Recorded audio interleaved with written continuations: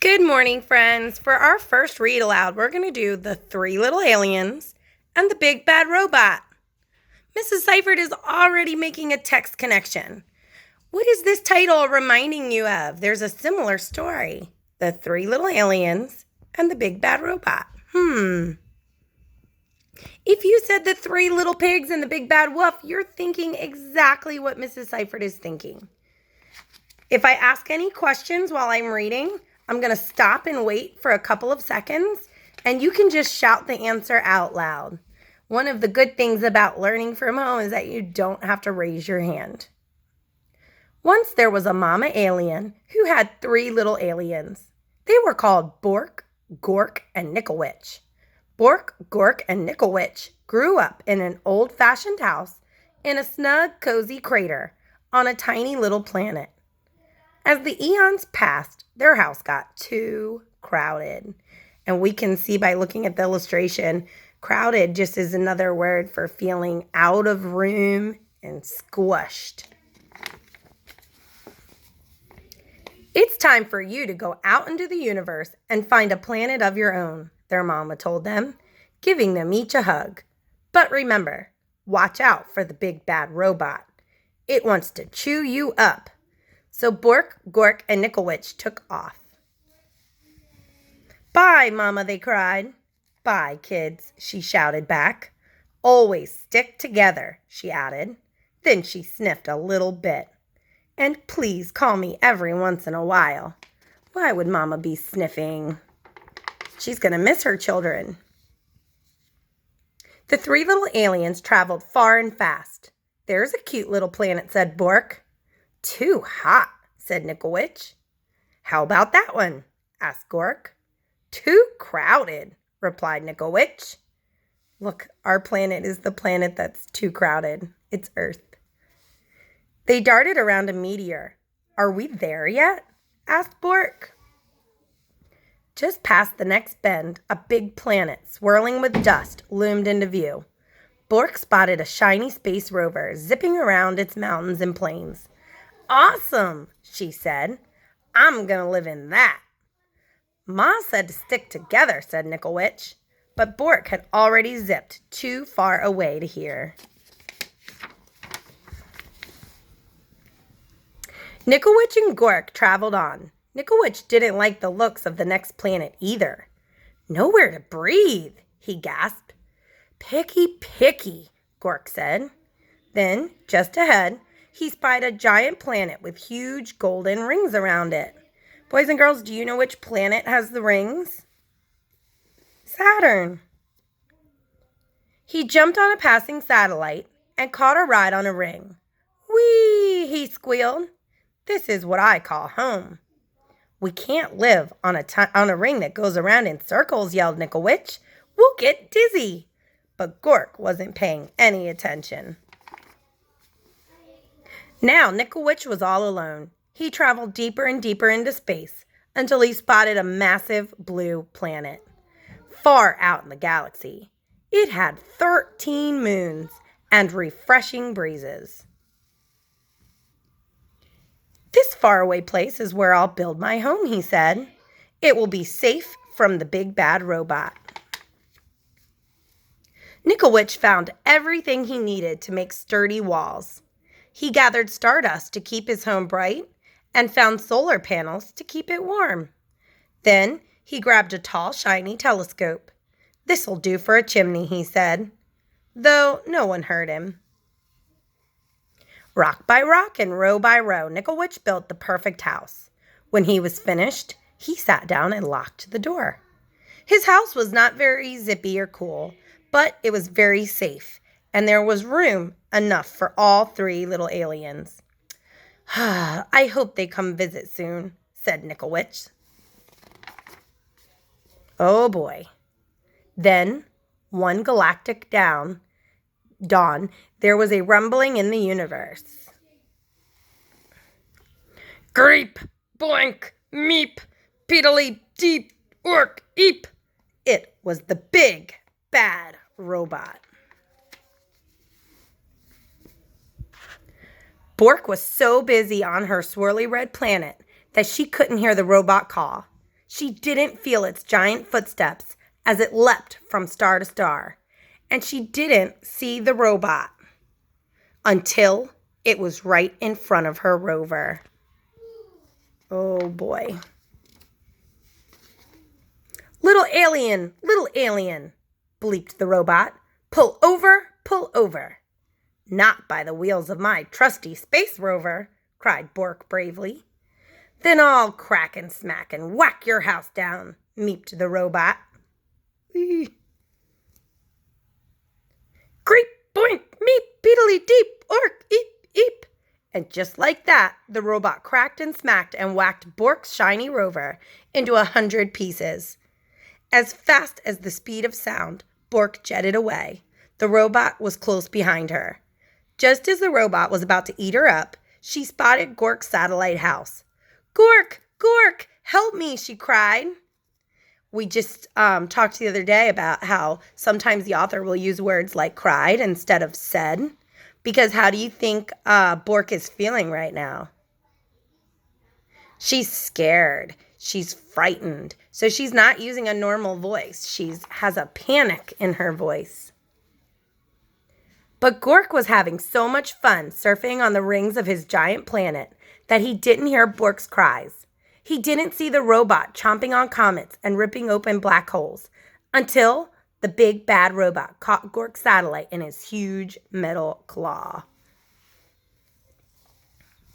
Little alien, it broinked. Come out of hiding. Not by the orbit of this ring I'm riding, cried Gork stoutly. Then I will shudder and clatter and scatter your house down, groinked the robot. And before Gork could fly beneath the radar, that robot clattered and scattered and shattered Gork's satellite into 1,000 pieces. Great boink, eep, ork, deep, beedly, eep, eep.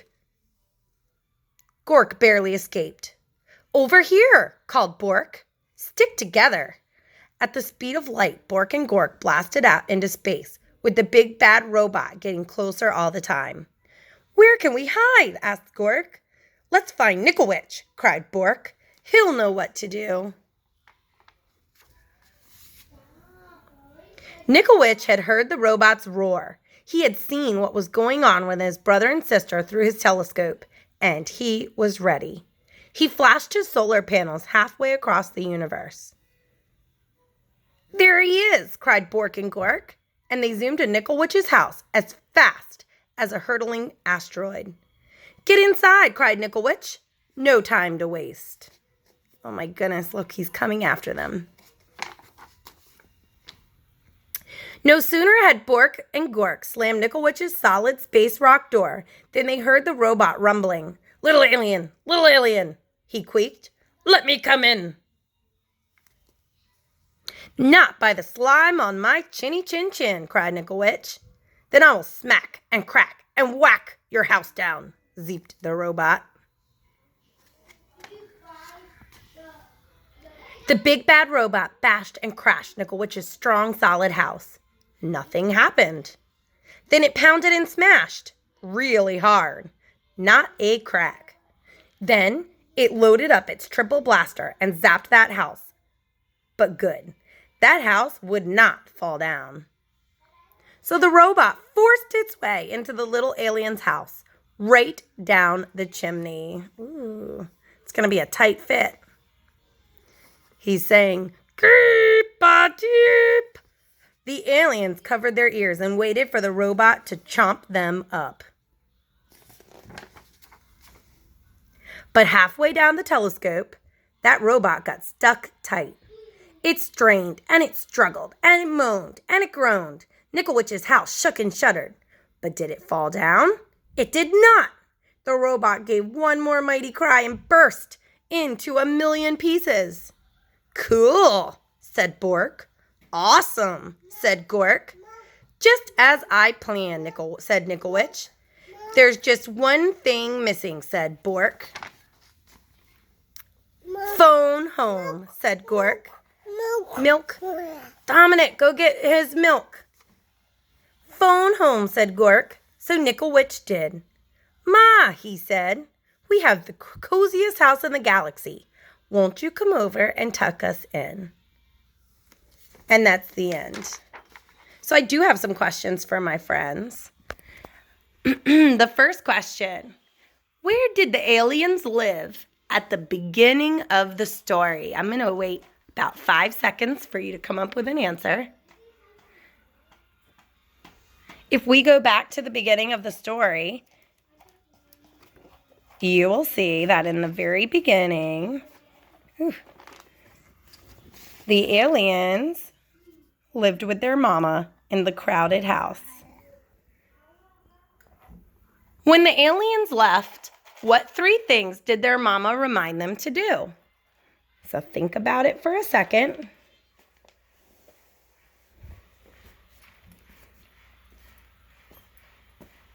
So the 3 things she said was to watch out for the big bad robot, stick together, and call home every once in a while. Which alien followed his mama's directions the best? In what ways? So which alien do you think listened the best? Think about it for a second. The first alien was Bork, the second was Gork, and the third was Nickelwitch. After you pick which robot listened the best, tell me why.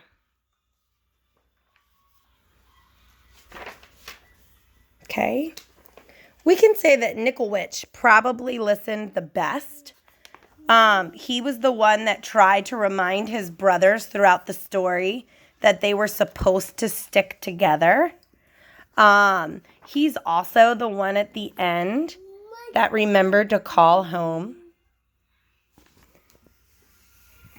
Number 4, what happened to Bork and Gork's houses? What did they do? Bork was my first alien. It looked like he lived on that fiery Mars planet. What happened to his house?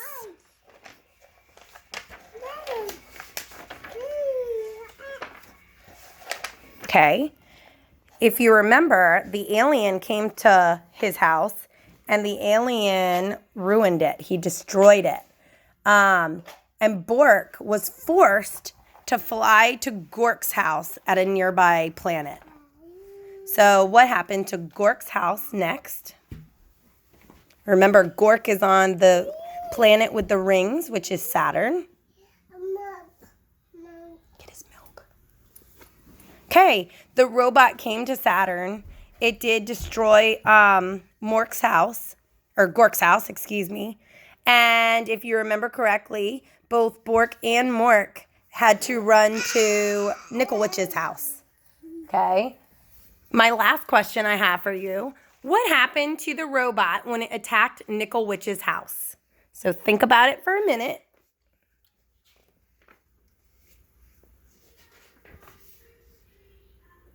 Okay. When the robot came to Nickelwitch's house, he had a hard time. He was trying his very best to destroy it, and nothing was working, not even laser beams. So then he tried to force himself down the chimney, but he exploded into a million pieces. Okay, for your writing today, we read The 3 Little Aliens and the Big Bad Robot. You're going to either use your journal or a piece of paper, and you're going to sequence the story. We have done writing with sequence before. You're going to choose which set of sequence words you want to use in your writing. You can use beginning, middle, and end when you're doing your writing, or you can use first, next, then last. So just try to give me a summary of the story. We've learned that summaries are quick, short, and to the point. So see if you can break it down into 3 parts or 4 parts. Remember, my characters were, let me make sure I get their name right. My characters were Bork, Gork, and Nickelwitch. Okay, and remember to start with a capital, end with punctuation. If you want to share your writing, you can have mom or dad take a video of you reading your writing, and you can upload it to your dojo, to your portfolio, and I can view it from home. All right, good luck, everybody.